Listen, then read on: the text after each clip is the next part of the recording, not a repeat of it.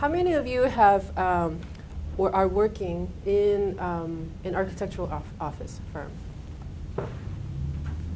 So like 3? In the past or currently? So like a half, yeah? And how many of you have, so I assume that you went through a job interview process, right? So how many of you, for those who didn't raise your hand, how many of you have held, have sat down at a job interview of any kind of, not specific to architectural office, but some job where you had to interview? Right, so the rest, right? So how many of you have never been on an interview? Okay. Okay, great. And so I think on the next slide. So professional is, is so I have 2 sources. So the one set of list of criteria, the attributes, which overlaps with a lot of what you just said, comes from a website that for professional training, right? So it's where it's a resource for people to learn how to be a better professional, right? So they list things like honesty and integrity, like that seems in keeping with spirit with what we said, right? Accountability. What does accountability mean? When you're accountable for something, what does it mean? Stefan, why are you smirking? Yeah. Sorry. What was it? Being responsible for your actions. Yep, you're accountable. You're saying that I'm not going to assign the blame to somebody else or something else. I'm responsible. I will take responsibility for what I was expected to do. Right? So what that means is that other people can realize. So this, if you kind of project this beyond kind of an academic setting where, right? So the only people who's hurt by not doing the assignment is you, right? But in a professional setting, that affects other people, right? So if you don't have the accountability, if you don't have the reputation, people can't give you a task, right? Because they're not sure if you're going to do it or do it on time or do it well, because they don't know, they can't count on you, right? Yeah, so I mean, accountability for me ends up being much more important when I'm thinking about if I want to work with someone than the quality of their work. I mean, there's a certain level that someone needs to have, or you guys need to have before I'll consider that. But in terms of accountability, that's the absolute most important thing, because at the end of the day, I need to be able to trust the people I'm working with to be able to do what they say they're going to do. Because if they can't do it now, not only am I making commitments for myself and my own reputation, but I'm actually impacting other people as well. And it's a more often than not, that's probably the most important thing when you're in an interview. Yeah. There's nothing worse than feeling like you're being let down. Which means related to honor your commitment. So if you commit to something, right? So again, if you project it into a work setting, if you commit to saying, okay, I will have it done by a certain date, or I will research these, 3 different things. If you commit to that, it's a promise, right? It's as if you signed a contract.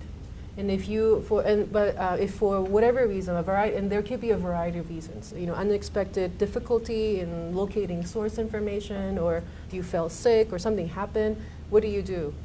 Because you've made this commitment, now you can't fulfill your commitment. What do you do? Sure. So our first reaction when this happens, what is it? It's kind of like shrink away and hope that the person forgot that you made the commitment, right? That's kind of the common response. Or show up the day of the review and you're like, oh, well, what are you going to do? In business, do you guys know when you're supposed to, what should you do if something goes wrong? When should you tell someone? Yeah. Immediately, right? We can't do anything. If 20 minutes before a presentation to a client, you come in, you're like, yeah, my computer broke last week, so I didn't get around to this.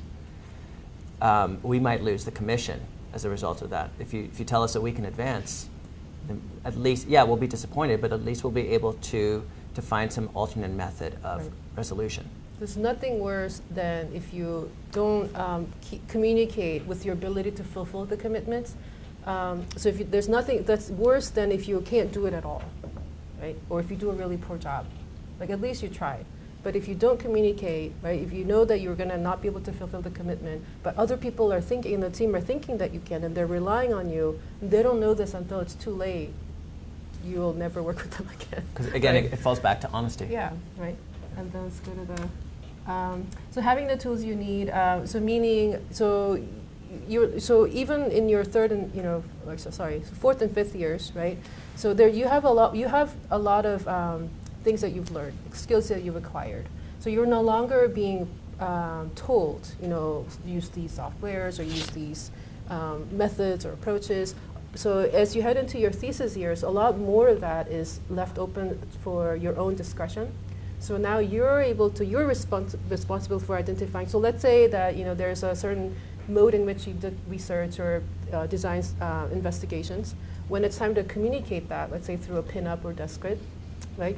You bring what you need, right? Whether it's printouts, projectors, because you're projecting, or right. So you're making sure that you have all of the tools. You're responsible for making available all of the tools that you need to communicate, right?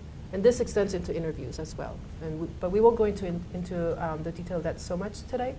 And then image. So this goes back to how you present yourself, right? So this is from a resource, a website that is being used as a resource. And then just very quickly, I wanted to touch on the next slide, which same thing. So we're trying to understand how do people define professionalism. And this one is from a document called AIA Code of Conduct, Ethics and Professional Conduct. Right? So AIA has a list of qualities broken into different categories, and I just pulled out a couple. So the other ones, so for those of you who are in or have taken 475 professional practice, all of this, it should, or if you haven't looked at the document already, it should sound familiar. So it depends on whether the relationship is with your client, within your team, with other professionals, to the public. Right, so there are different categories. But of the two, I pulled out just a couple for the relevant to today's context. And honesty and fairness, right, which overlaps with the previous image, right? So a lot of, and then the next one is dignity and integrity. And so if you kind of, hold that, right, so these kind of the common denominator definitions of how different groups of people define professionalism at the core, right? As you approach your cover letter, as you approach your resume, as you approach preparing for a job interview, and actually, once you get the job, actually, performing at your job, right? So that should be a guiding principle for a lot of, day-to-day decisions, right? About what to communicate, how to communicate, when to communicate, and so forth, right? And I think, yeah. All right, so we're going to jump a little bit. So I've got a question for you guys. What's a brand? What does it mean to brand something or someone in this industry, and even in design in general? What do you guys think? Like an image, Symbol, an image of something. What's that? An icon? A what? What did you say? Identity. Identity. What was that? Expectation. With a brand. Like standards. Mm-hmm. So the reason this comes up, and I wanted to talk to you guys about this, is we have this idea that we brand ourselves, right? That Albert is the digital guy. Albert's the guy who does all his renderings and everything in black in the back. Everyone's seen this, right? He uses up 7/5 of all the ink in the building through his black renderings, right? Did anyone see his last presentation? Doesn't matter, right? We assume it's black. Well, all right, so Albert switched over to white, but it doesn't matter because he's already built a reputation, right? So the brand really, what it isn't, it's not a logo, it's not a typeface, it's not what you say it is, it's not what you think it is. You don't define your own brand, right? If I come in here tomorrow and I say, I'm the structural expert in the school, what are you guys going to do? You're going to run out of the building as fast as you can, right? I don't get to decide that. I'm not the best painter in the academy, right? Quite simply, a brand is how other people view you. So you can imagine why this is important, because what we're talking about is honesty, integrity, all that. How you brand yourself as a potential employee for someone is super important. And it doesn't start when you get to the interview. We were talking about earlier, a couple minutes ago, about how you dress a certain way on reviews, and you present your way at a review, but nobody said you present yourself every day. Who are you going to get? Who's going to represent your brand when you go to apply to places? It's going to be us. You ask us for recommendations. We don't say, well, he's never here, but on his review day it's good, so I'm going to put my own reputation on the line and hope that he shows or she shows up and does well the day of. They're going to say, what is this person like day to day? And so you really want to think about how do you set yourself up in such a way that you're always presenting your best image. It doesn't mean that you have to wear a tuxedo or a cocktail dress every day to work or to school, and it doesn't mean you don't get to make mistakes. But if 3/4 of the time we're chasing after you, then when you finally come to get us and say, hey, can you be my recommender? Or I want you to represent these, I want you to kind of represent all the goodness that is in me, we're going to say, well, hold on, we're not exactly sure. And so it's everyone around you. It's your colleagues, it's your classmates, it's your instructors, it's the way you treat the janitorial staff, it's the way you treat your desk, it's how you show up and the way you act with other people at reviews. All that determines what your brand is to us, because we're the ones who ultimately are deciding whether we want to be associated with you. And by us, I mean everybody but yourself. You don't get to decide who your friends are in that way. So there's a couple things you can do to set yourself in the right way. And this one I am very, very guilty of. I was obsessed because I did things a little differently always, that I was always looking at what I wasn't good at and saying, oh, well, all right, I'm not very great with detailing, and well, my background's not in art, I'm a musician, so what am I going to do? So I'm always trying to fit in. And it turns out that's not necessarily the best thing, because we look for the difference in each other. We don't necessarily look for, most places, the places that you really want to work for, they're going to look for what makes you different, what makes you special. And you really want to embrace that, right? In your resume, in your cover letter. That's not to say show up in a clown face and go like, look, I stand out, I'm different. But you really want to highlight what makes you unique. Why should they hire you instead of anyone else, right? And in regard to that value, there's a great book that's taught in the advertising department by Marty Neumeyer called The Brand Gap. And you can get it at Amazon, you can get it in the library. It's a fantastic book. You can even find a slideshow. Some of these images are from him. And I love this quote. If the brand looks like a duck and swims like a dog, people will distrust it. So if you tout yourself, and we see this a lot, right? We put on our portfolios, and it's like, well, I just did a couple of the drawings, but I didn't really do all the renderings, or I didn't really do the structural calculations. But then you don't put other people's names. You don't attribute stuff to other people. The first time that something goes wrong, and even if you got the job, great, and they're like, okay, I need you to do renderings for tomorrow. And you're like, oh, I don't actually know how to do it. And they're like, well, your portfolio and your resume says that you're perfectly proficient in Mental Ray, in Maxwell, you know how to script. Like, well, I mean, yeah, we did it in a project, but I mean, you know, it was a long time ago, and well, my partner kind of did it. Your partner, you didn't say you worked with anyone, right?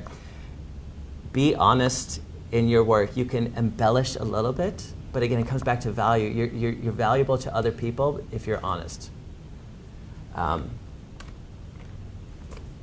And a big part of that is how you cultivate that professional network, who you reach out to. We're going to talk about this in terms of how you get recommenders. But if you're applying for certain positions, you want to negotiate. You want to think not just, okay, I saw this opening at this job, therefore now I need to go talk to Karen. Well, in 4 years, I've never actually had a conversation with her. We had, Braden had a recommendation a couple of weeks ago from someone who's never taken a class with him. Or I think there was another case where we get stuff like, hey, I took a class with you 3 years ago. Well, it wasn't really a class. I actually just sat on one of your lectures because I wanted to ask you a question. Can you write me a letter of recommendation for this position? So see, the kind person will say no. Right? The mean person, what kind of a letter do you think they'll write? Right? Not that it's not going to add. It's not going to be an asset to your application package, right? So I mean, with that, I wanted to also kind of share. So I want to just acknowledge for the other half of you who are looking to get your first internships in an architecture firm this summer. It is really, really hard, right, to get that first job. Because for most firms who are very busy, who have a lot to do, a first-time intern you can't do very much, right? And so it's really, really hard to land that first job. So I wanted to share a little bit, because so many of you have had this experience. You've found a way. Can we just quickly kind of describe what the connection was, or how who did you talk to then get the job? Like what the referral process looked like? I can call on you or some volunteers. I know, Sam, do you want to share? Sure. Michael Peacock, I don't know if he teaches the class at all anymore, but he was doing sustainability when I took it, and at the end of the class, he asked everyone their summer plans, and I said, I'm looking for a job. And the next day he emailed me, he's like, why don't you check out my office? And that's how that conversation got started, and I worked there 2 summers now, and he's offered employment after I graduated. Excellent. Congratulations. Yeah. Any other? I got an internship through a previous job. I worked in property management, and one of their clients was an architect, so that was the intro, and that landed me the interview. So kind of the power of the network. Mm-hmm. Yep. Any other? Paris? I got 2 opportunities from 2 different instructors that I had. So 2 instructors. Yeah. Two different instructors. Arena? Do you want to share how you found your first internship in an architecture office? My first internship was my teacher, my high school teacher, and after that, where I'm working now is from Spring Show. Spring Show? Okay. So I want to kind of reinforce the theme here, which is that you get your jobs, you get a break, right? Somebody is willing to take a chance on you, and those people usually know you first, right? And so it's a lot easier for them to take that risk, whether it's taking you on as an employee in their own offices or referring them to other colleagues. So Doron mentioned reputation, right? So by associating you with them and recommending you to somebody that they respect and trust, that they think that you'll like and enjoy working there, they're taking a risk, right? And so they wouldn't. It's most people won't take a risk unless they can vouch. They feel like they can vouch for you to some degree, and that can be through building a relationship with instructors in an academic setting, meeting. Meeting people at a conference where you have a mutual kind of shared body of interest, contacts made in a different context, right? Now looking for, filling needs with demands, in other ways, right? And so the first and foremost, so you're beginning to build, and some of you have already, building, what we would call a professional network. We all have networks. We all have our, friends and family and people we know from other aspects of our lives, but now we're starting to build up our professional network, and it begins with what you have, who you know already, right? As other networks are built up, right? And so for most of you, the best resource, the highest concentration of architects and people in the field that you'll find is where? Yeah, here, right? Unless you already work in an office, right? And so look at, scan, kind of leverage what you have, like leverage what you do have, the networks that you have, right? And start, if you know somebody who is in construction or in related real estate, other related fields, start asking, within your friends of your parents, neighbors, start asking, because you need something, right? You want something, so expand. That's an important point about don't wait to ask until you actually need something. Simply create friendships or strike conversations with people. But think about when someone comes up to you and you know that they want something from you, right? You know how you're immediately put on guard and you're like, when's the pitch coming? The best way to do this is to simply be interested in other people's stuff, even if it's not directly related to you.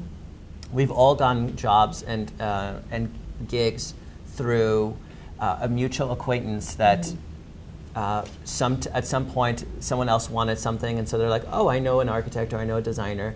Here, let me put you in touch with them, right? So it's different than, say, seeing a job interview and then bum rushing and saying, hey, you know this person, can I get a recommendation? It's about fostering relationships, and then you don't even have to ask your recommenders for a recommendation. They'll be looking out for you from the get-go.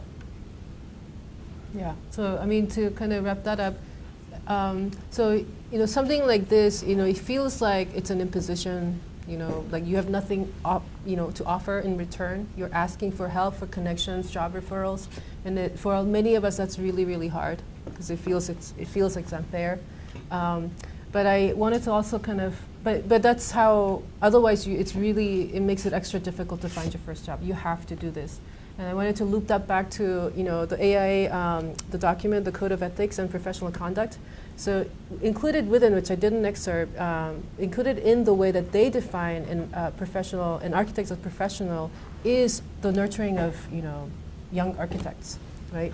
So as an individual, as somebody who works in a firm, runs a firm, part of their professional responsibilities is to nurture and educate the younger generation of architects. So, the most concrete manifestation of that responsibility is IDP, right? So we all know in this room, everybody here knows what IDP is, right? So IDP, so it is to serve your interests, your immediate needs, so that you have a well-rounded experience in the field. But why would the profession do this? Why would the profession place it? So in other words, a lot of other people, your mentors and supervisors, are taking extra time, right? Extra time to help you mentor, assign the things and make sure you're getting a diversity of experiences, not just doing one thing in the office, right? Why would the profession do this? Why is it important to the profession? So it doesn't become stagnant, it continues to grow and change and develop, Right. and remains relevant. Yes, right? Because they want to maintain or improve the quality of services that they offer, right? What architects have to offer back to the public, right? So while they create this kind of a community of defining various things, right? But they also have to kind of have the tougher job of convincing the public that they need an architect, right? That we offer something that nobody else can, and that it's worth our fees to hire us, to include us in the process. And so in order to do that, they have to look at the profession as a whole, and if they don't invest in educating and nurturing the younger architects, the quality of the service that they can offer will suffer, right? So every architect has his professional expectations, right? And so, you will never, I would challenge you to find, list an architect that you approach about, helping you make connections or finding jobs who just flat out turn down no, right? They're always obliging, they're always trying to find ways to help, right? Assuming you haven't burned down a bridge. Yeah, don't burn bridges. Actually, so that's a little bit related. So it's a very small community. So Bay Area, I don't know if you've kind of noticed in your personal connections and networks, there's a lot of overlaps. Well, once you kind of put the constraint of the architecture as a discipline on it, it's only a few degrees of separation. Never burn bridges. Yeah, even if someone does something bad, just chalk it up to experience. Say thank you, move on. You never know. 6 months later. Exactly. 2 years later, 5 years later, they might recommend you for a job. Yeah, this is where the emotional maturity comes in. All right, so this is a big one, especially for me. The online presence. How many of you guys have Instagram accounts? Show of hands. How many of you guys have Facebook accounts? How many of you guys use Twitter? Snapchat? Am I missing any of them? Any of the big boys? No? How many of you guys have a separate one for your business, for your professional than from your personal?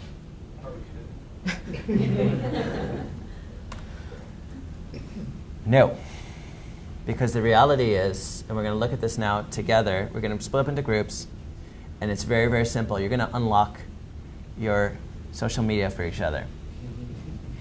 And we'll talk about, we'll kind of have a group discussion afterwards, but for the next 10 or 15 minutes, what we want you guys to do is just get into small clusters, hand your phones, or if you have laptops, open up Facebook, Instagram, Snapchat, well, not Snapchat, Instagram. It's going to be very quick and I'll be fired. We're serious. Show it to each other. And then we'll get back together. We're not going to name names afterwards, but just take a look through them and have this thought in the back of your head. Would I want to show one of us, well, all right, would I want to show one of them what I just saw? And would I want my job employer, or do I want my boss, or do I want my mom, or whoever else you see is important to you, or whoever else you don't want to answer to? Do I want to talk about this at a job interview? And everything is fair game. It's not just your photos. Look through people's feeds. Everything is fair game. Ready? Go. We're serious, yeah. Don't read each other's emails. ahead, Yvette. Oh, I said that it wasn't as bad as I would expect. You mean looking at other people's or people seeing yours? Either one of them. Did you see anything on anyone's, you don't have to say what it is, but did you see anything on anyone's that you would not feel comfortable talking about at a review or at an interview? No. Anybody else have a different experience? Oh, I'm Similar getting a experience? job. I'm getting a job. I mean, I think it's more about past experiences. You know, I guess as time gets older, you don't realize how much stuff moves on. So then when you're actually looking back like 6 years or more of that stuff is what I was more like, oh man, yeah, that's what I That's don't want not them to who see. I am today, Exactly, right? yeah. So that maturity level, as you said, as time changes. So yeah, maybe some of the past stuff I wouldn't be comfortable with them Right. seeing. Yeah. Anybody else? You guys all have perfectly clean records that if we were to look through it, we'd be like, yeah, I'm perfectly comfortable recommending. Remember, we're not talking about illegal. We're talking about stuff you don't feel comfortable talking to a stranger about. Right? What are some things that made you guys just kind of like go, Alcohol. Alcohol, all right, that's an easy one. What's up? Right, it's usually a legal issue. Like every photo. Every photo? Why? Like, what are you talking about? I was like, I don't know, a lot of photos are me tagged at like I used to do live art, so I'd have a drink in my hand for a lot of those photos. I just don't want those on there anymore. How many of you guys looked at each other's hashtags? Did you guys look? Hashtag. Yeah. Right. You don't think about that, right? Any profanity in there? Anything that's political? How many of you guys saw political posts by your friends or what they liked or didn't like? Anyone notice that? Would that affect your job? Probably, yes. Right? If you're posting about Call of Duty or the NRA and you go to a place where they're not into that, has nothing to do with you as a designer, right? But they're gonna be like, I'm not even interested. Anything else? What'd you guys see? Did you have a hand up for us? So would you say, so going back to how we define professionalism, professional conduct, would you say that what you just saw in each other's profiles kind of fit with that? You know, is that how you would want to? Like if you had the choice, would that be how you would present yourself professionally? Again, I go back to this statement. We associate reviews as being different than our everyday lives, right? When we go to a review, we dress up the rest of the semester. We don't have to take a shower. We don't have to clean our desks, right? We don't really have to show up. But the day of the review, that's the important one. Your social media presence is your everyday life. It is how we judge you. It's not going to be the photo of you winning the Oscar. It's going to be on page 6. It's going to be the you getting drunk afterwards or being in rehab the 6 months before, to make a really bad analogy. All of that stuff plays into that. One of the stories that I still use is my twin brother is a lawyer, and a few years ago he got a job at a firm, and the first day at work, his boss comes up to him and he's like, you know, I looked you up on Friendster, and he's like, I haven't had a Friendster account. This is like 2009, 2010. He's like, I haven't had a Friendster account since the 90s. He's like, well, it was still there. And so they're looking back 15 years to see what he was like. Everything is fair game. And he was like, I thought it was a locked account. I thought the account was down. I didn't even know Friendster still existed. But it's amazing. Everything can get cached in the internet, and everything is part of the public domain. How many of you guys have locked accounts? Do you know some employers ask you to unlock your Facebook accounts? They want to be able to see into them before they hire you? Why? Because they want to know what you're doing. It's Why public. It's But I mean, there should be a difference between like social and professional lives. Right. So why would a professional life want to know your social life? Like, isn't that your private business? Because they So if can't. you Because have does a lot- privacy exist anymore? They Honestly, can't. I'm not saying that to be abrasive. It's what is the difference between our social and our professional lives? So to make a comparison, right? So you want something from them, right? You want them to trust you, take a risk with you. So they ask things, for like documentation. Did you really get this degree from the college? And then they ask for things like recommendation letters. Are there other people who can vouch for how you present yourself as who you are? And so as part of that data, right, conditionally, right, whether or not you agree with it, they could ask for this. And if you if you don't need the job, if you have another offer, of course you would walk away, right? But so we're in a really strange transitional state right now.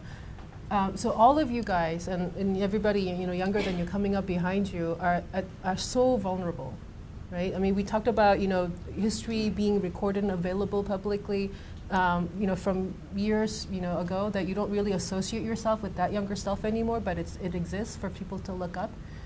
In my opinion, it's extremely unfair. Yeah. I didn't have to do that. I didn't have to have that kind of thing like accessible and worry about what if my boss or my prospective employer happens upon these. I mean, not that I would have a lot of photos like that, but anyway, I didn't. So that division of what Teddy talks about, what is my private domain, my earlier life, to what my professional and public persona. There was a very clear distinction because I controlled what was revealed, but that's different with you guys right now. And who knows where this will lead to, this whole discussion about what's private, what's public. But right now, in the absence of that clear line, it's you. You have to draw that line, right? And knowing that it's an imperfect and very unfair and relatively new, right? So everybody has their own definition, their own line of what is appropriate, what is private information, what is public information, right? And so, so we're going to touch a little bit on, or you're going to touch a little bit on, so what to do, right? If you have, how to manage your online profile, right? Now that you can't, now that it's accessible, whereas it wasn't, 15 years ago, 20 years ago. Yeah, I mean, the first reaction to when people hear about, like, wait a minute, everything's available, the gut reaction is like, fine, I'll turn everything off. And and we know people like this. They don't have Instagram, they don't have Facebook, they don't have anything that can get them in trouble. But depending on where you're applying to, or depending on the type of network that you're trying to develop, it's actually counterintuitive because it can also freak people out and saying like, well, what are they trying to hide? And you're like, I'm not hiding anything, I just don't want to be associated with it. And they're going to say, well, you're probably hiding something, right? It's not fair. And again, and Karen was saying that it's unfair to you guys, but the reality is it's unfair to all of us. Mm-hmm. We all have to deal with this. How many of you guys are Facebook friends with any of your instructors? Good number, right? Yeah, guess what? You're friends with their professional network too. So that means anything that someone posts on your page, they can see now. And if you don't take the you don't take the responsibility of taking stuff down that you don't want to talk about, it doesn't matter if you said it or you didn't say it. It's guilt by association. So it's super important that you guys get into the thought of anything and everything is fair game. It's not fair, but it's fair game. So let's talk a little bit about managing your social media profiles. So everyone's got Facebook, everyone's got Instagram, and that. What do you leave on there then? Right? If you're not supposed to talk about your friends, you're not supposed to talk about politics, you're not supposed to talk about religion, you're not supposed to show anything that you do that's illegal or that's bad. How do you deal with that? Right? It's pretty overwhelming. How many of you guys have tried to filter out information on your accounts? Just a couple? Yeah. When you say filter, like untag yourself and stuff? Untag, sure, yeah. Untag yourself, right? Why? Because I don't want to be associated with that on my Facebook. Because there's a bad picture. I wasn't looking. It's anything, right? But it's super important that you guys get into that idea of like right? If it's an ugly picture of you, you're going to detag yourself. But if it's a great picture of you, but the person behind you is doing something that maybe isn't ideal, it's like, oh man, all right, now I'm going to crop them out, I got to Photoshop it, and this and that. How many of you guys have your Instagram and Facebook accounts overlapping? Where your Instagram account shows up in Facebook and vice versa? All right. So that's open, and that means that all your friends most likely can see your Instagram, even if you have it. I have my Instagram and Facebook closed down. But it's still, if someone's in that network, you'd be surprised. I get weird comments from people that I haven't talked to in 15 years. I'm like, ooh, what do I do about this? Do I block people? Do I hide them?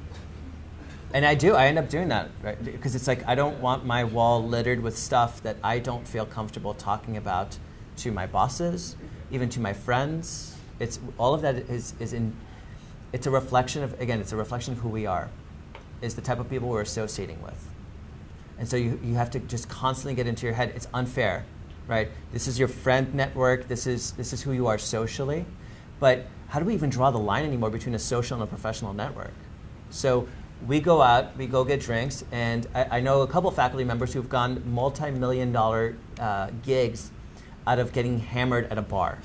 I'm not saying me and Karen, but it actually happened. They're talking to someone at the bar, and it's not to say that you're not allowed to drink, you're not allowed to fraternize with people, you're not allowed to be social, you're not allowed to have fun. But you have to be willing to live with the consequences of it can be great, but it can also be negative, and it's a lot of work to manage these things. Right? It's hard enough to manage our schedules, let alone to manage what other people put on our social stratosphere. So we decided we'll give you guys a couple of examples. This is mine and Karen's Facebook pages. This is whatever the home screen was for you was last night, and for me it was at I think 8:30 this morning. This is what it is, right? Notice these are definitely not professional images. It's not our little headshots. But that's not to say that if I'll use mine as an example. All right, so first things first, right? You get all this. Oop, there we go. Wrong one. It's got that pertinent information that might set someone off. So do you want to block it? Do you want to keep it? Whatever. But if you just look at the top 9 friends that are on here, I have no idea how the algorithm figured it out. I saw it last night. I was like, all right, I might as well show you guys. So this is one of the people that's in my collaborative for research. Craig Scott, Iwamoto Scott, so right, one of the avant-garde firms in the Bay Area. A branding expert, ironically enough. Architecture friend I went to school in Korea with. He's doing his PhD in architecture in Zurich. One of the directors of Amanda Levitt Architects went to school with him, a PhD, went to school with him. I can't see who that is. That's not related. And then that's the wife. But the point is, those people showed up. They're as much my professional network as they are my friends. I can't really distinguish one from the other because I don't know if I'm going to call from one of them and it's going to be like, hey, I'm in town. Do you want to get dinner? Or it's going to be, I have a job lined up. Are you interested? I didn't even look who's my. So we brought this up side by side because we have different lines. So we draw the line at a different, how much the professional and the personal overlap. I basically don't. So people that I meet professionally, I never friend them on Facebook unless I actually become personal friends with them. But people who I'm friends with already, who I also have a professional network, I have both. So you'll notice, I don't know if you recognize, so it's too dark. So Amelie Huang is somebody who I met as a student, so she was a personal friend, but I also got to know her in a professional setting, so we're connected in both. So I tend to keep it very, very separate. I actually don't use Facebook. I don't, there are tons of yeah, I believe flags it's 37 so friend requests. I don't use it very much. 17. And everything she puts on is in Korean. So there's added protection. So I do tend to, and that's just my own personal preference. That's how I choose to manage it, because I don't have time to go and untag and do all this. Whereas with Doron, it's very different. Yeah, for me, it's because those networks are all kind of, and I'm much newer in the profession. All those, I'm still trying to find where my niche is and where I'm going to be getting the next gig from, and so everything, it's kind of, I'm still learning a lot, and I'm figuring stuff out, and I'm getting calls from different people in different places. So I need to have that overlap, if as much for myself to kind of stay up to date, and it also gets me motivated and going. I see my friends that are doing things, and I'm like, why haven't I done a competition in at least 20 minutes? I should do something, or maybe I can bring this person in who I went to school with for a lecture. Maybe, maybe they would work great as a teacher here. There's all these different ways of which they overlap, and especially my personal life. I mean, you guys all know my wife is here. We work together, so it's very hard to keep those things separate. But even in that regard, we have to. Certain occasions, we don't act like husband and wife. We act as colleagues, because you always have to be aware of what your surroundings are. So my Facebook and my Instagram they overlap, which means that my Instagram then is also my professional network, which means even though it's locked down, it shows up on Facebook, which isn't as secure, so therefore I can't put anything on there that maybe I think is funny or cute or provocative, but do I feel comfortable having the president of this university look at it? Or do I feel comfortable having my mom look at it? Or do I feel comfortable having you guys look at it? It has to. I always have to keep that in my head, and I actually have multiple levels of security. I have my wife look at it. I have other colleagues look through it and say like, and friends who are also colleagues and say like, ugh. You know, there was a period where I had a couple of friends who thought it was hilarious that they would find these weird architectural moments, like someone putting a light post right in the middle of a parking space, and they would always tag it with "designed by Doron Serban." and I was like, guys, it's hilarious, trust me, but I don't want someone who's looking for an architect or looking for a designer to see that and go like, what? Right? And it's awesome, but I was just like, can you just, and so I'd send him an email, so like, you know, please can you detag this? And like the 50th email, I was just like, all right, look, I'm trying to find a job. Can you not do this? It's always there. It's always there. My LinkedIn, similar to Karen's, is much more professional. I don't put any personal stuff on LinkedIn. Some people like to use it as kind of like a network and thing like that. For me, it's purely, it's like my Rolodex. Mm-hmm. It's where I have a list of contacts and where I can be associated with them, and I go through it. And can I ask, how many of you have a LinkedIn account? Fair, good number. Yeah. So this is what you see. So basically, it's my resume, right? And so, as Ron said, you know, it's replacing our do you know what a Rolodex is? Oh, yeah, that's a good point. No? Do you guys remember those?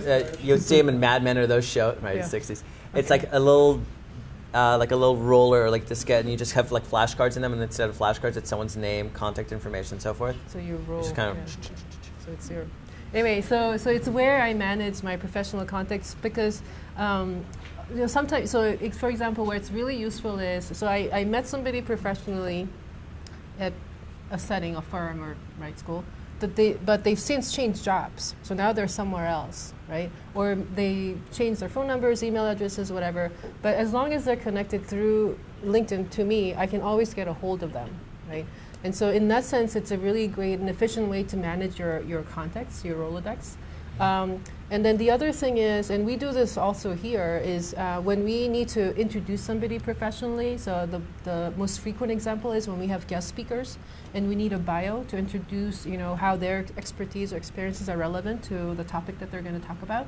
We can ask, you know, email them and ask, or we just go to their LinkedIn, right? And we go to LinkedIn, check their credentials, and, you know, excerpt their bios from LinkedIn, right?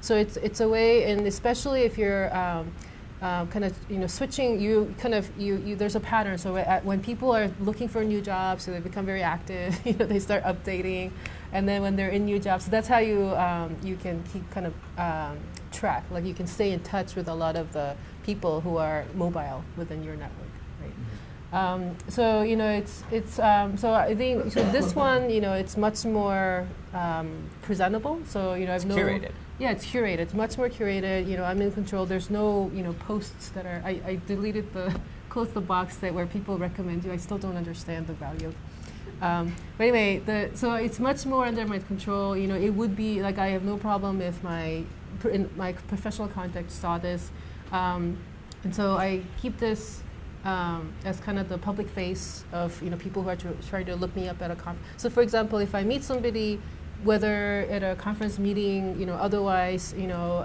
I'll immediately reach out to them on LinkedIn afterwards, right?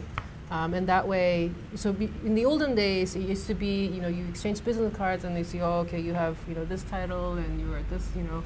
So it can be a lot less formal and at the same time much more informative. Which is interesting because for me, especially at conferences, the first thing we'll do is we'll exchange cards, and then probably within 10 minutes I'll get either a LinkedIn, an Instagram, or a Facebook request, it's super strange because none of that information is on my card, so they Google me, or I'll be honest, I Google them as quickly as they Google me, and then we decide which of those networks do we feel is most appropriate. Some cases it might be multiple ones, depending on the conversation, right? It's a 30-second conversation. I might decide, yeah, it's a good contact, but I feel more comfortable for them to be within my social sphere than say my purely professional one. For me, again, LinkedIn is very, very, very formal. So I have friends that are in multiple spheres, if you will, right? I have them on LinkedIn and I have them on Facebook.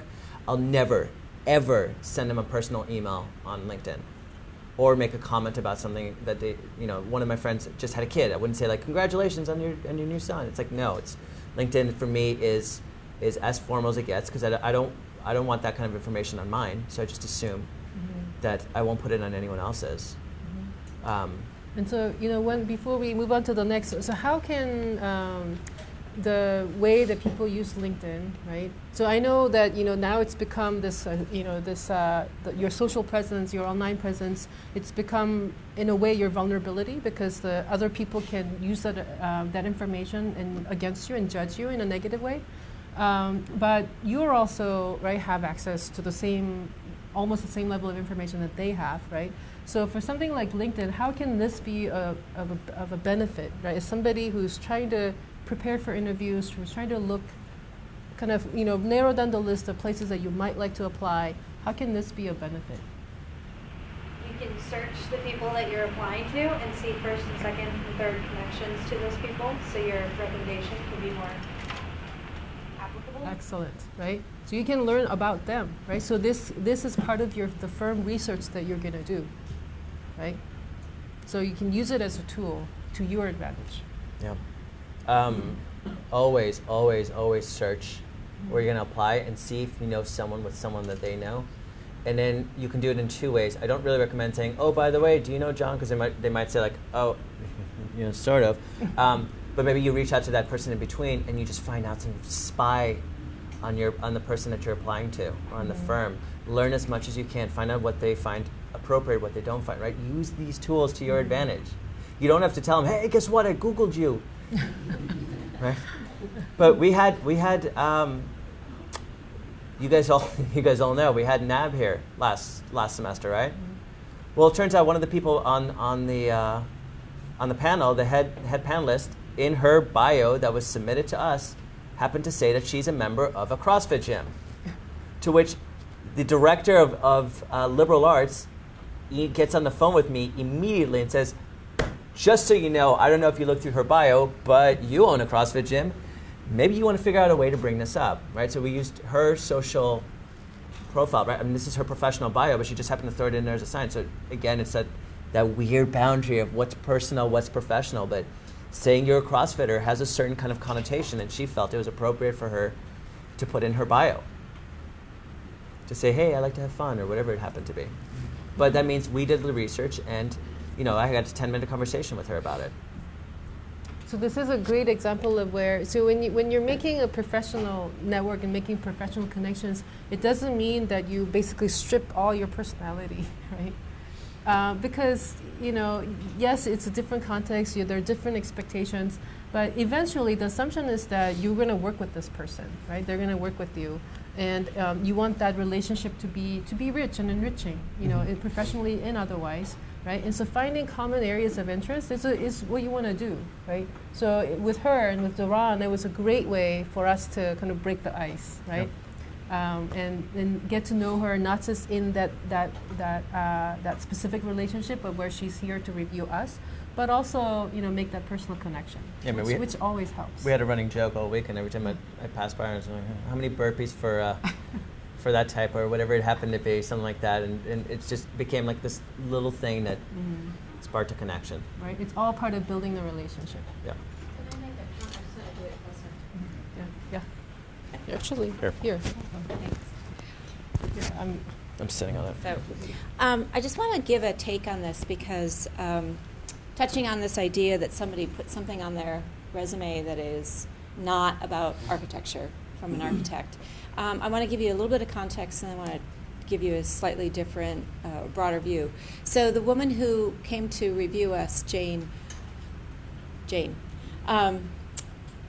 she runs a practice that is mostly single-family homes in South Carolina. So she is always connecting with people on a very personal level. So her resume is probably been set up to make sure that she's striking a chord with people who are outside the architectural realm. It was by all means brief, but she put on a couple of things that I think, well, her resume, the first page was brief, but she also had a long, long list of community involvements that crossed over into nonprofits, crossed over into politics, crossed over into just the kinds of things that made her overall profile. It was very clear that her values were in her community, in basically being an advocate for her values. And by all means, I want to say that in some of those lists, there would be things that some clients would say, well, I probably won't hire her because of that, because my view is different than that. And she was willing to do that, okay? But basically, she doesn't just write a $5 check or a $100 check. She gets on the boards of the activities that she believes in. And she puts her time into that. And NAB is one of those because that's volunteer time as well. So expanding on that, I wanted to put her in context, and expanding on that, we all believe that somehow our Facebook or our interests, or that's all private, but actually it can be something that actually starts to make you a person that will create these links with people that you might be interviewing with. So having your Facebook expose your passions and interests, albeit knowing that not everybody shares them, or they may be in contradiction to something else. But, if you are also a jeweler and you've been making jewelry or crafting something for 5 years and those things are on your Facebook, that's not something you should wipe away. That's not something you should doubt. That's if you paint, and those things are on your Facebook. If you're active in an outdoor club and you're constantly, being shown as a rock climber, those are actually ways in which you individuate yourselves. It doesn't necessarily mean it's some sort of sure track, but most people, especially I would say in small firms and in large firms, they're looking to create a community, and they're looking to create ways in which people overlap, and that community, activates people's ability to be collaborative, activates their ability to talk to clients in the same way that Doron is talking about our experience with the NAB team. So, if we talk about the benefits, going back to what are the benefits of all this, your Facebook pages, your Instagram, and possibly in a very limited way, your LinkedIn should highlight the values and where you place your time, right?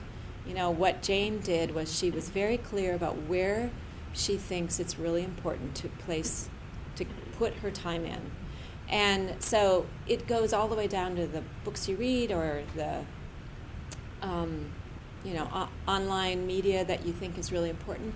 So in certain ways, I don't want you to, don't be fake. Don't make something up all of a sudden, but be willing to see that those things are a personality. That's part of something that can create the network, and not to feel like somehow you're all supposed to change into architecture students only, right? So as an example, I'm similar to Karen in that I divide very much. LinkedIn is for the profession, and LinkedIn is where I usually accept students. Facebook, I actually use Facebook quite a bit to promote things that are outside of architecture, the things that I put my time into. For me, it relates to theater, it relates to community, it relates to sometimes places. Often I will promote something that someone else that I really trust is wanting to promote. So, I don't want this all to be kind of a fear-based, that your social media, just be looking at it. Does it promote what you value? And one of the questions Doron asked is, do you want to be talking about this in an interview? That could be a positive, okay? So being in architecture and being able to be multidimensional is challenging, right? Right? We're all kind of doing the same thing for 80 hours a week, right? But your employers, when they see another dimension to you, will have it can have the capacity to create a conversation, start to create overlap, and it can also have the capacity to say, oh, this person is maturing into someone who sees beyond just architecture and design. So to end all this, when I graduated and I went into my first firm, all the people I hung out with were architects. Sorry. All of them. And so about 3 years into it, we were starting to wake up to the fact that this is not a good life. It's fun, but it's not really how you create the kinds of collaborations, the kinds of overlap, the kinds of things that you want to, pursue. Particularly if you see yourself growing in a firm and you want to create links. I don't mean this is all about professionalism, but what kind of life do we want to create, right? So my husband and I had a party, and we had stamps. And as you walked in the door, you got a stamp. And if you were an architect, you got a stamp that said, "Just another architect." And if you weren't, if you were a history professor, this was in Baltimore, if you were a history professor at Johns Hopkins, you got a really great stamp. It said, "I am not an architect."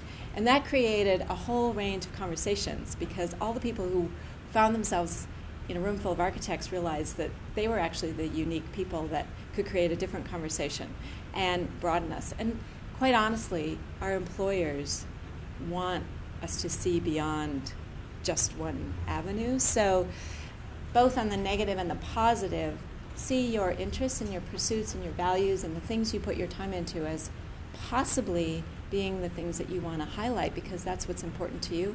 And then going back to Doron, seeing the posts that are odd, not really what you want, how you want people to remember you.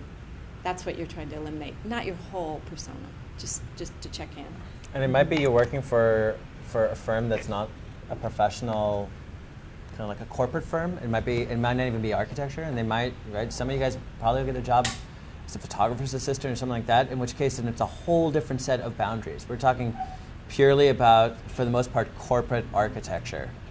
If you're working for some of the small like avant-garde firms, they might not care at all. I mean, there's a reason why in my email signature, it has my official title. Underneath that, it has my own projects, and then underneath that, it's got CrossFit, because I have a huge range of kind of interests when it comes to these things, and I can't tell you a number of times that I've talked to people at the academy about stuff that has nothing to do with architecture, and it's purely they're like, "Oh, I CrossFit," and it's immediately that connection, or what is CrossFit, or I got injured, God, I hate this, and then we can have a discussion. Mm-hmm. So, something near and dear to my heart, because this happens not quite as much with you guys, but it definitely, I can see it around the room. Let's talk about that email address. honeyboo@79 Gmail is not an appropriate email. How many of you guys have a professional email address? Great. Wrong. Those of you who didn't raise your hands, yes, you do. Because when you send us an email and we have to forward it to a prospective job employer, we got to put that email in there, right? When you're applying to a firm, how many of you guys use your at academyart.edu emails? None, right? You use your email. So every tiny little thing counts. It might be great, and they might totally love your sense of humor, but just as likely, I remember the best email address that I've had from a student. They're no longer here, so I can give this one away. It was sugarbutt66 at I can't remember if it was Hotmail or Gmail. And there is nothing like your first week of teaching, getting an email from that and going like, spam, right? So consider what if everything counts, if everything is important, take a quick peek at your email address and decide, right? Would I is this the best one? I mean, the best case scenario is your name at Gmail, or I actually like seeing Gmail more than I like seeing someone, especially with younger people. I don't like when they have their own domains and it's like Doron@Doron.com kind of thing. Then I just feel like, this person is trying to kind of make something. If you have it, by all means, right? This is a personal taste. I like seeing the big ones, but I will judge someone if they have an AOL account, if they have a Comcast account, if they have a Hotmail account, if they have a Gmail account, if they have right, we already said, their own. First reaction. What's your first reaction to seeing that? If I see someone with an AOL account, I just go like, why? What does it say, right? It gives me right away. I always think back to when iPods first came out, and you had, right, and iPhone was the first one that had the white earbuds, and they were the only ones. The second you saw someone with white earbuds, you knew they were different, right? They were cooler, they had money, right? Because they could afford like $16,000 phone, whatever it happened to be. But the point was, you stood out, and it represented a type of person. It wasn't that you had a phone, but it was like the Apple user. The branding. The branding, right? It's, again, but your email address will affect that. So please, make a new one. For those of you who don't, so here's a very practical reason. They won't remember, right? They'll get it wrong, or it's hard to match your name, right, on the resume to your email account, oh to my your God. email address. How often do you have to email someone, and it's like, wait, all right, so Doron doesn't exist, Serban doesn't exist, Doron Serban doesn't exist, maybe D Serban, and like you search through it, and it's like, oh, okay, fancy schmancy at Gmail. You could come up with these all day long. Yeah, so it's just not a good idea. Do it today. Yeah. So moving on, so we're gonna run through the next, what we're calling job search. So I want to take a few, like 5 minutes, kind of not in a small group, but going across the room, the classroom, of where the job search, where the process begins, right? So we talked about, email addresses, resumes, how you dress, and all this, but really, where does the job search begins? Where it begins. So that starts with you ask a few questions of yourself, right? What do you want to do? How do we answer that? How do you, for those of you who, so for many of your first jobs, you don't have a lot of choices, right? You have to go where the opportunity exists.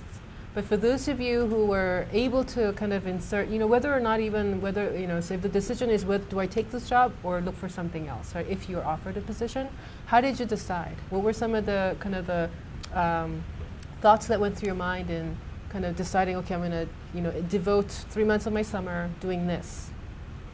What were some, do you want to share some? Not yet. Okay. Any others? Any other, how many of you felt like you were in a position to make a choice, whether you felt like the choice was available to you? Not so much?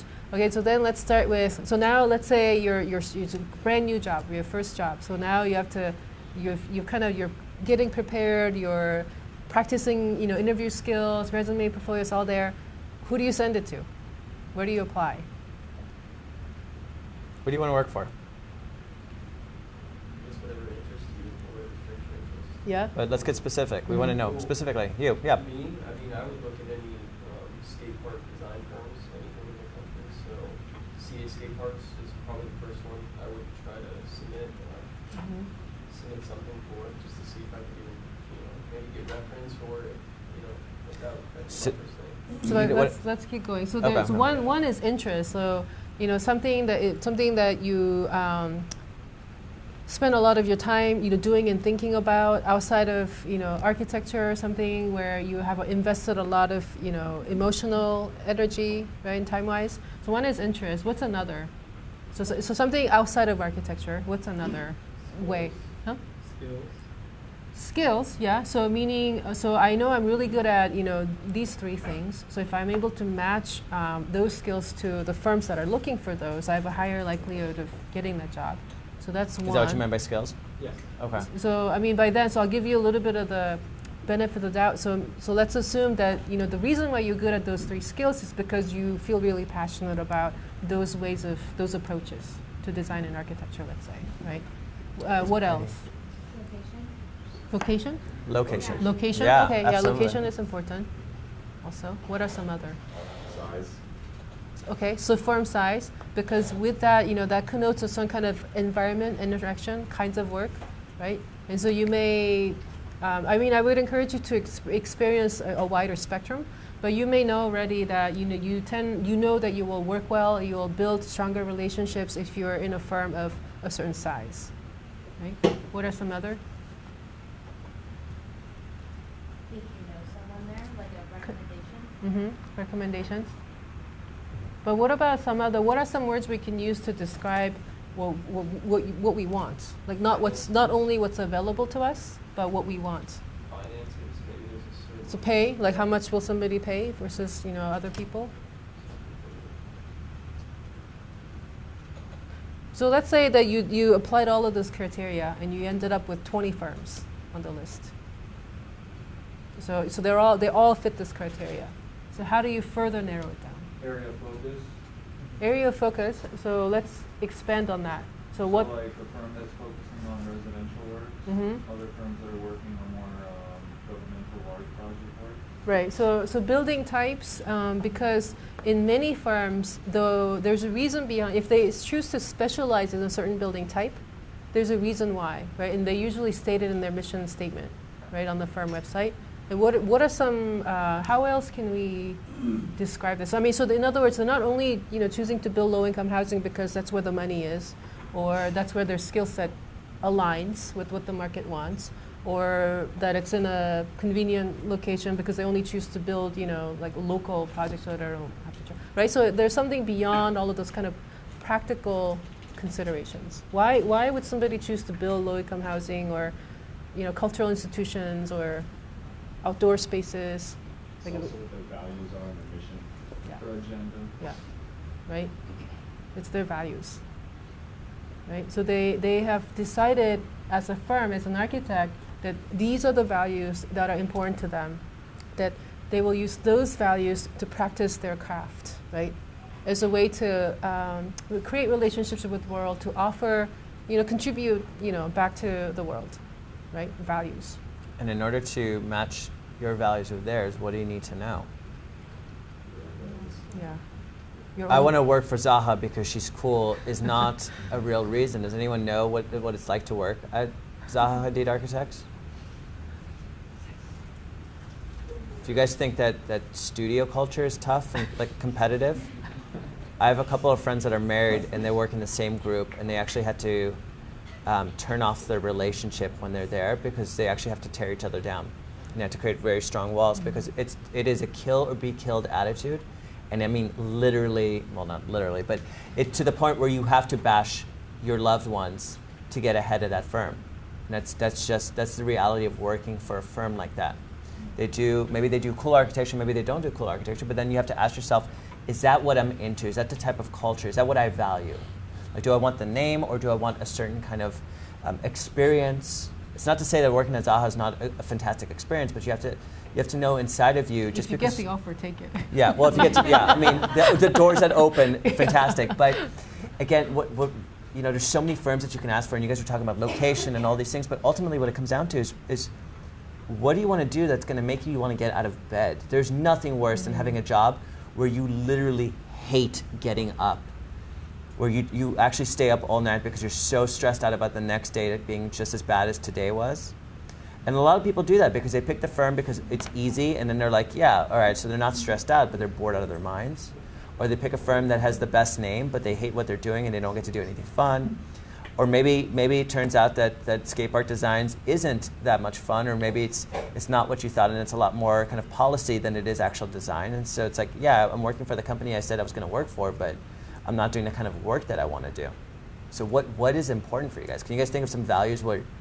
So I'd like to kind of go across the room and kind of share with the group what you think, one or many or several, right? How you define a value that's important to you as an architect, that you would like to think about and practice every day. And it can be shallow. Don't say something that sounds awesome just to say like, oh yeah, I'm all about community engagement. I think that's real. At the end of the day, I want to make money.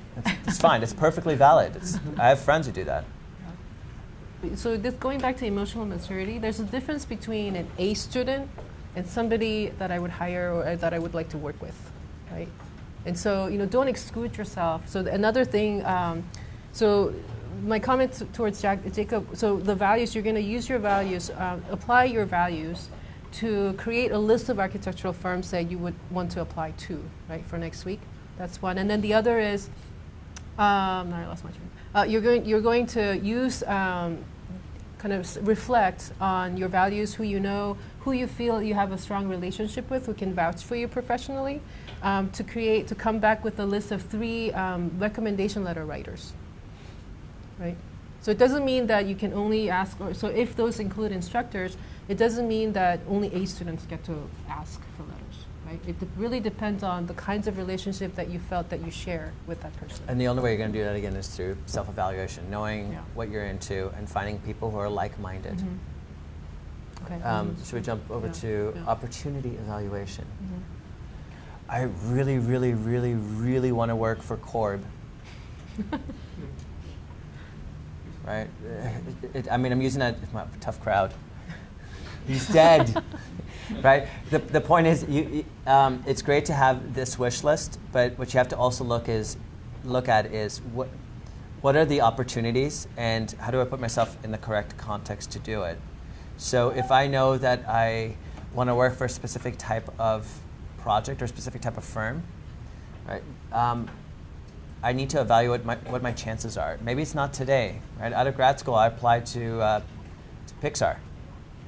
Just like, why not? I can render. I got 2 letters of rejection and 1 email. I only applied once. They sent me a second letter of rejection, an actual letter, 4 months later. So they were really making a point. But right?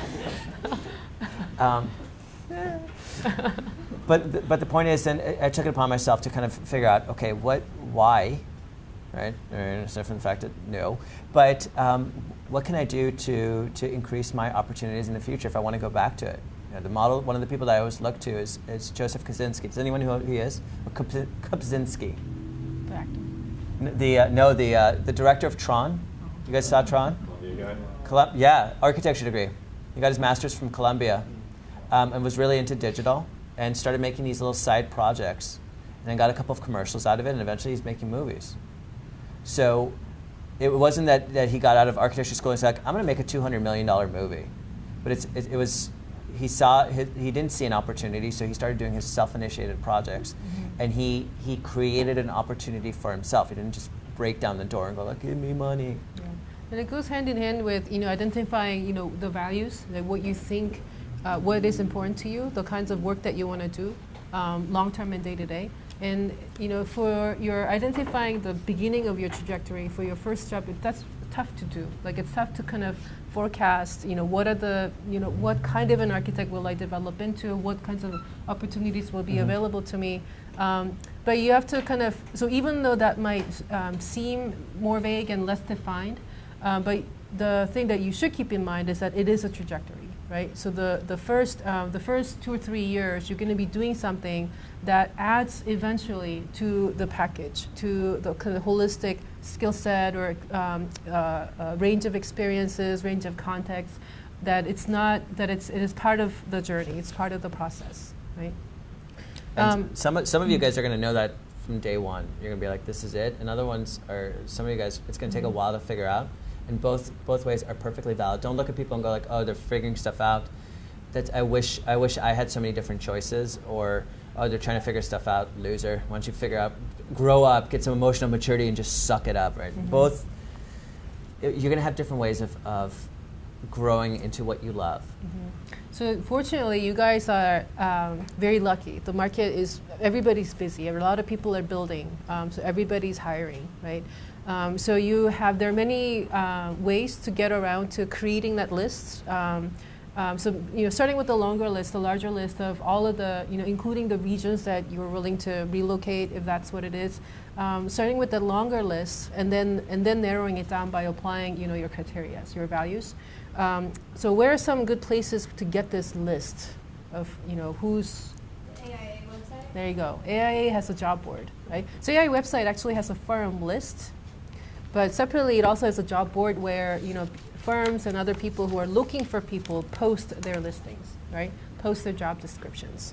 So AIA job board. And anything else? Yeah, anything else? How do you... What's up? The bio Facebook, it goes social. The which one? Area Young Architect. Oh, okay. So social networking. Great. Right. Great. What are some other ones?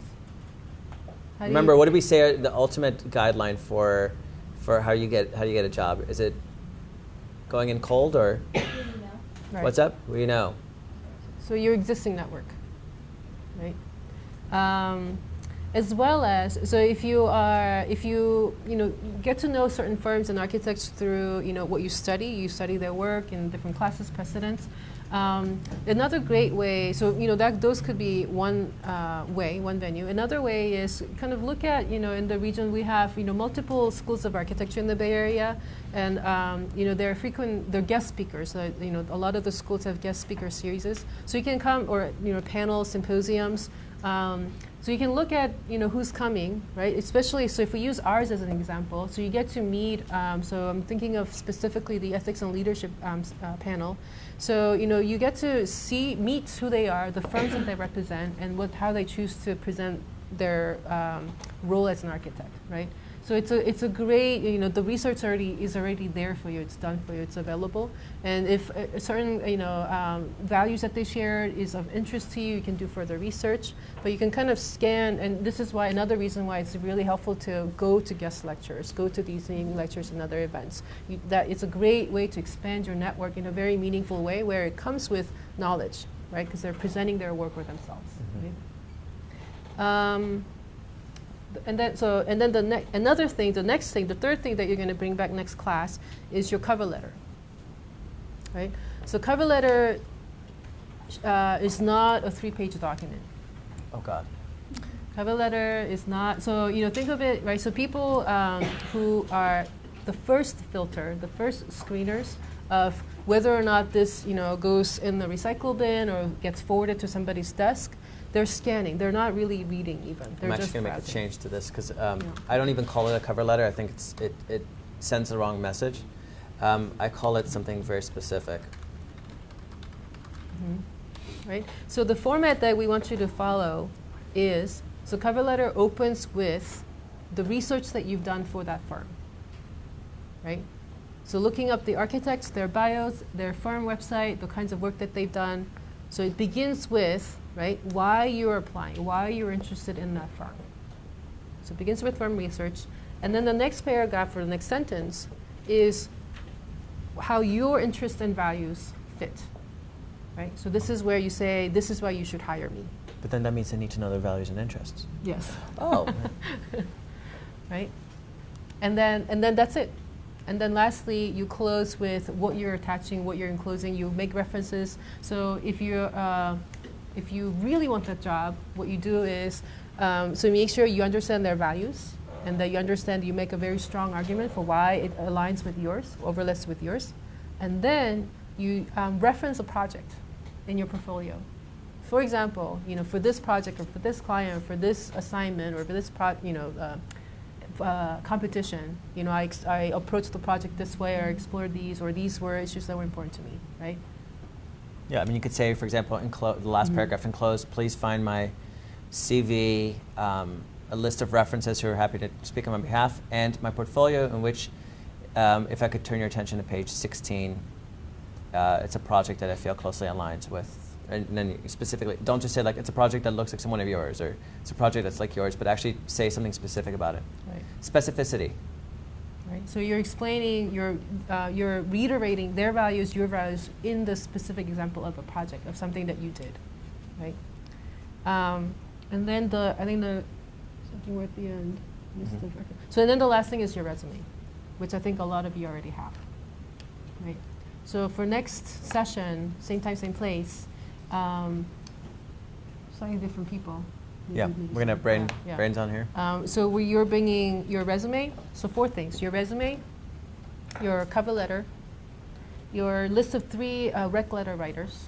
Do not approach your recommenders. Simply come in with a list of 3 people. We're going to discuss whether they're appropriate or not, and what's the best way to get them on your team. Yeah, you don't need to tell them anything. You just identify who they are. It's wish list. Yeah.